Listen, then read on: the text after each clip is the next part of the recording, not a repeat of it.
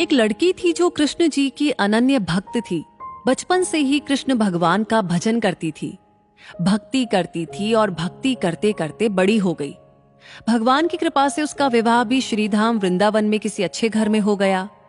विवाह होकर पहली बार वृंदावन गई, पर नई दुल्हन होने से कहीं जा न सकी और मायके चली गई।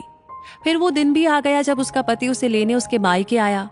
अपने पति के साथ फिर से वृंदावन पहुंच गई। पहुंचते पहुंचते उसे शाम हो गई। पति वृंदावन में यमुना किनारे रुककर कहने लगा, देखो शाम का समय है, मैं यमुना जी में स्नान करके अभी आता हूं।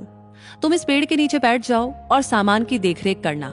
मैं थोड़े समय में आ जाऊंगा, यहीं सामने ही हूं, कुछ लगे तो मुझे आवाज दे देना। इतना कहकर पति चला गया और वो लड़की बैठ गई। एक हाथ लंबा घूंघट निकाल रखा है, क्योंकि गांव है, ससुराल है, और वहीं बैठ गई। मन ही मन विचार करने लगी कि देखो ठाकुर जी की कितनी कृपा है। उन्हें मैंने बचपन से भजा और उनकी कृपा से मेरा विवाह भी श्रीधाम वृंदावन में हो गया। मैं इतने वर्षों से ठाकुर जी को मानती हूँ, परंतु अब तक उनसे कोई रिश्ता नहीं जोड़ा। फिर सोचती है ठाकुर जी की उम्र क्या होगी। लगभग 16 साल के होंगे। मेरे पति 20 साल के हैं, तो उनसे थोड़े से छोटे हैं। इसलिए मेरे पति के छोटे भाई की तरह हुए और मेरे देवर की तरह। तो आज से ठाकुर जी मेरे देवर हुए। तो अब तो ठाकुर जी से नया संबंध जोड़कर वो बड़ी प्रसन्न हुई और मन ही मन ठाकुर जी से कहने लगी, देखो ठाकुर जी, आज से मैं तुम्हारी भाभी और तुम मेरे देवर हो गए। इतना सोच ही रही थी कि तभी एक 10 से 15 साल का बालक आया और उस लड़की से बोला, भाभी भाभी। लड़की अचानक अपने भाव से बाहर आई और सोचने लगी, वृंदावन में तो मैं नई हूँ, ये भाभी कहकर कौन बुला रहा है। नई थी इसलिए घूंघट उठाकर नहीं देखा कि गांव के किसी बड़े बूढ़े ने देख लिया तो बड़ी बदनामी होगी।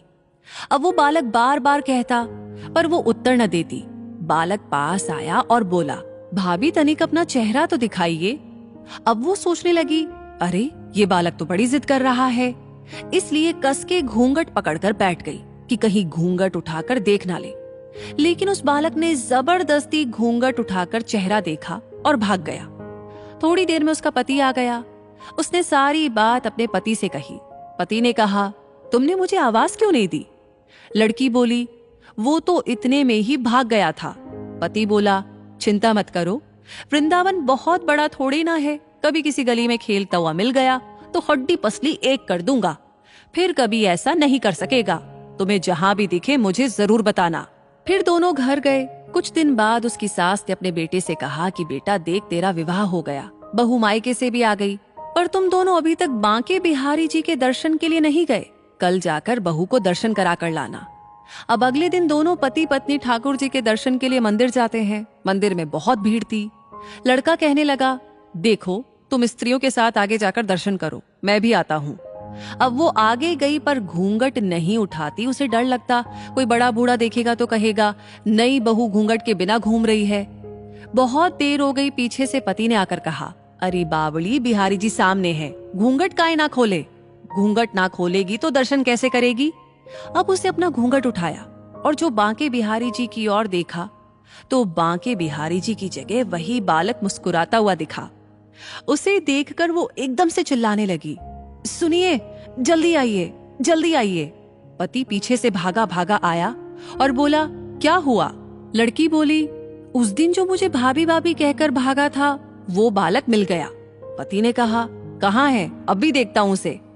तो ठाकुर जी की ओर इशारा करके बोली, ये रहा, आप ही के तो सामने है। उसके पति ने जो देखा तो अवाक रह गया और वहीं मंदिर में ही अपनी पत्नी के चरणों में गिर पड़ा। बोला, तुम धन्य हो। वास्तव में तुम्हारे हृदय में सच्चा भाव ठाकुर जी के प्रति है। मैं इतने वर्षों से वृंदावन में हूँ, मुझे आज तक उनके दर्शन नहीं हुए, और तेरा भाव इतना उच्च है कि बिहारी जी के तुझे दर्शन हुए। इसी के साथ ये कहानी यहीं पर समाप्त होती है। ये कहानी आपको कैसी लगी, ये वीडियो आपको कैसा लगा, कमेंट सेक्शन में जरूर बताइएगा। अगर आपका कोई ऐसा अनुभव है तो वो आप भी हमारे साथ शेयर कर सकते हैं। इस कहानी को लाइक कर दिया है तो शेयर करना ना भूले, और आगे हमेशा ऐसी कहानियां आपको मिलती रहे उसके लिए हमारे पेज को फॉलो कीजिए। मिलेंगे बहुत जल्दी ही अगली कहानी के साथ।